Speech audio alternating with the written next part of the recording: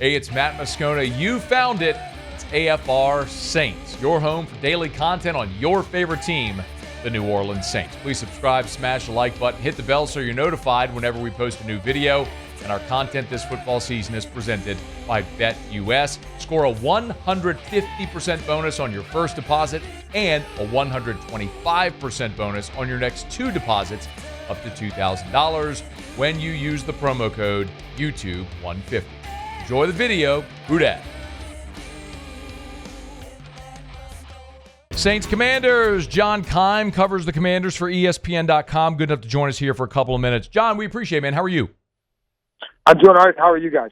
Doing awesome. Let's start with what probably is the biggest storyline here this week. It's the Saints are going to face their former first-round draft pick and Marshon Lattimore, who it looks like is going to make his debut. Can you give us an update on Lattimore as of today? Yeah, today was the first day that he was able to be a full participant in practice since they traded for him from New Orleans on November 5th. So obviously the hamstring lingered up until recently. He almost was able to go against Tennessee in Week 13, but they wanted to be a bit extra cautious with it because of his people there know the injury history that he has. So you want to be careful with him. But certainly right now, looks like he'll be a go on Sunday. How big of a deal is that for the Washington secondary? It's big because they don't have anybody as good as him. So he also, when they traded for him, one of the things that one of the players told me is that he gives an edge in that room that they just don't have right now, and just like whether it's a toughness or a feistiness, whatever it is, that they just didn't have, and in addition to being a good corner. So they've had some issues at corner for a few years. They haven't had anybody like him in a while. It's just a matter of, to be honest, like what level is he at when he comes back? What other? I'm looking at the injury report, and you get to this point in the season, and everybody's banged up at some point. The Saints oddly kind of look like they're getting healthier, the starting quarterback notwithstanding. But what else is of note there on that Washington injury report that could affect the game on Sunday? Well, the one that will affect the Sunday and then the rest of the season is Noah Brown, the receiver. He's pretty much, he'll likely out for the year. They haven't put him on IR yet, but he injured his kidney in the win over Tennessee. Initially, it was thought to be a rib injury. Then more tests, they discovered it was a kidney issue. That's a significant injury because he's been a solid. Listen, going forward, I don't think you could have him as a number 2 per se, but he's been a good player for them because he can block. He makes contested catches. He gives them a little bit of size that they don't have, and so that's a tough loss for them. Beyond that, for Sunday, I don't know yet that there's going to be anybody else of significance who would miss. So I think they're in pretty good spot otherwise, other than Noah Brown and Austin Eckler, who's on IR.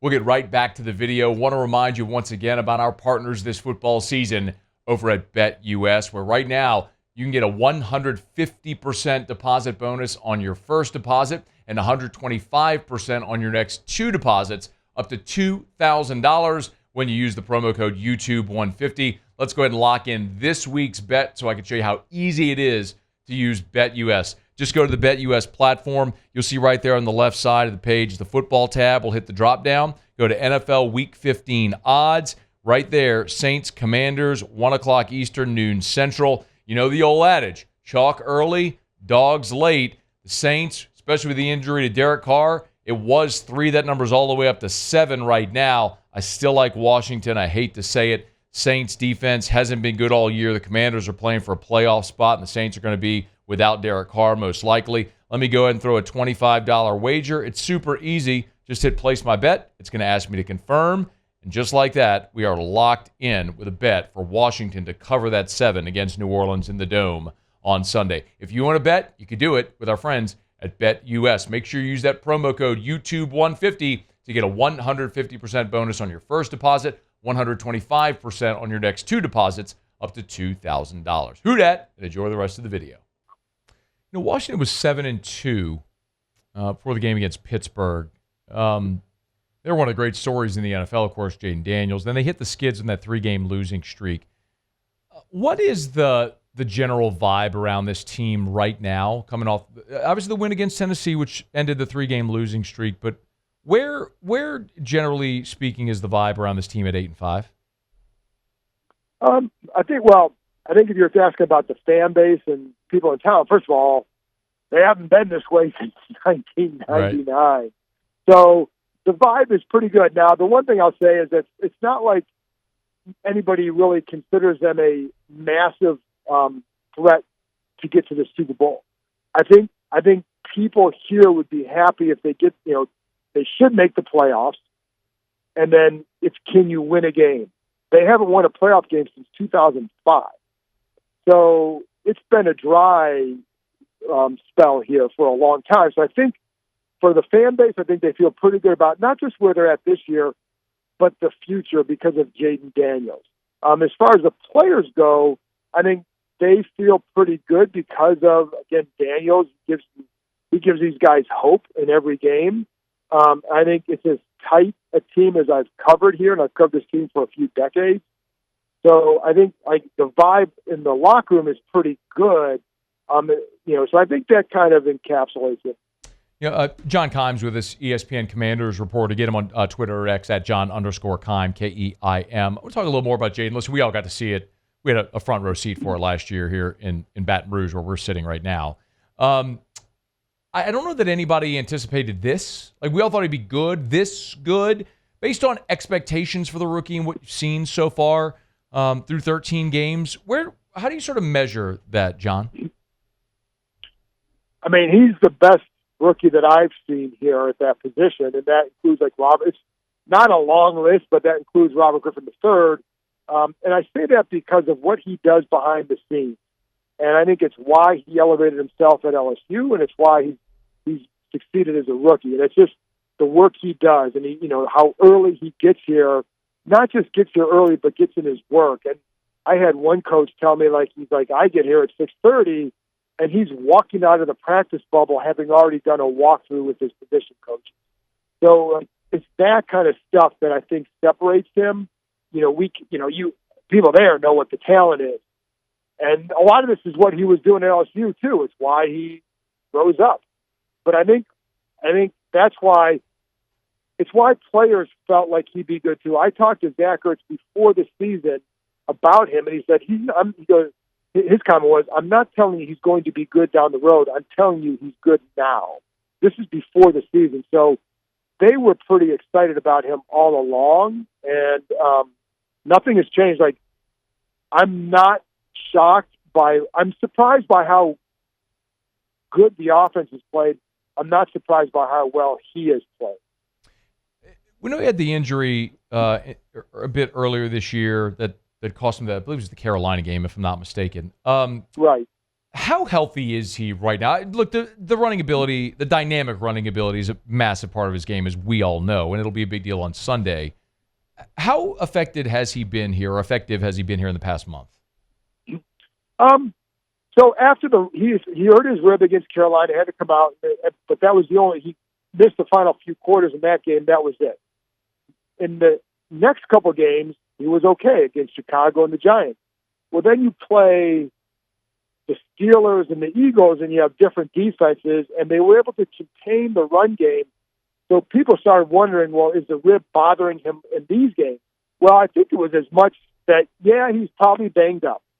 He missed a combination of banged up, missed practice time, and then facing defenses that could actually contain him. And then against Dallas the following week in the third of the 3-game losing streak, he actually ran well, but the passing game was off. So you were wondering about what the direction, but that's why I think it was important for them to see what they did against Tennessee, which is they had a really good rhythm, et cetera. I think the thing to watch with the Saints is when you watch the Saints, as you guys know, they leave a lot of gaps for quarterbacks to run through when they pass rush. If they leave that on Sunday, he's going to take advantage. Yeah. So, I think some of the hard part to know is with the little, I guess, offensive slump, and it really was only a couple games. Was it the rib? Was it the practice time? Was it the better defenses? Was it a natural byproduct of the rookie wall, so to speak, right? Regardless, I think this bye, they're coming off a bye. I think it's why this bye was important at this time, because they can kind of get refreshed for the final 4 games. But yeah, no, you could tell for a few games that the rhythm of the passing game was off for whatever reason. Saints over the last decade have been atrocious at stopping running quarterbacks. I think everyone here is leery of that. It's been an Achilles heel that it's a well-known talking point here and has been for a while. The Commanders are the 4th highest scoring offense in the NFL. When you flip it over, the middle of the pack defensively, and of course, Dan Quinn's a defensive-minded guy, but he's building that side of the ball. If there is an Achilles heel defensively, where might the Saints look to attack? Run defense, attacking, because they haven't really stopped anybody all year with that. So that's going to be the thing that you have to watch. So, and it doesn't, even with Marshon Lattimore, if he comes back and if they can load the box up a little bit more, I still think it's going to be a challenge for them because it just has been all year. So that's where I would look to attack. What's the blueprint for Washington to come in the Dome and get a win on Sunday? Oh, I think everything for them right now is going to start with the run game and Brian Robinson. I think I don't think you want to pin everything on Jayden at this point, just because that's asking a lot, right? And I think their offense functions better when you get the run game going. That also includes him. I think when he's able to extend plays, like the other day against Tennessee, it's not like he doesn't have to run for 40 yards. What he does do that's been effective, except for against Pittsburgh and Philly, was, okay, 1st and 10, you get 6-7 yards. Now it's 2nd and short. Now it's 3rd and short. That's when they can really develop something. And I think that's what you look for.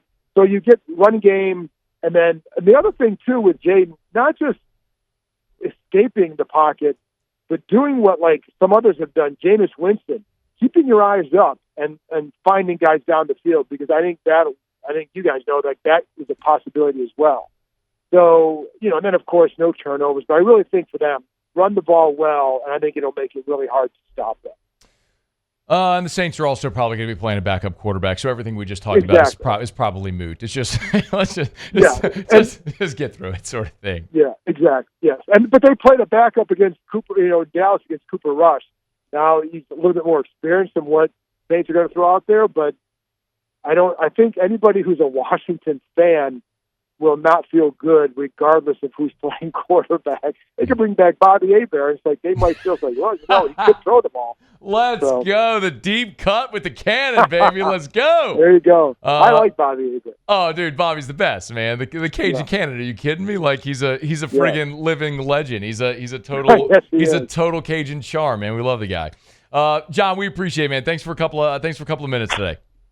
My pleasure. Thanks for having me on. Thanks so much for watching the video. Do us a favor, subscribe to the channel, smash that like button, hit the bell so you're notified when we post a new video, and remember to support BetUS, where right now you can get a 150% bonus on your first deposit and a 125% bonus on your next 2 deposits up to $2,000. Be sure to use that promo code YouTube150.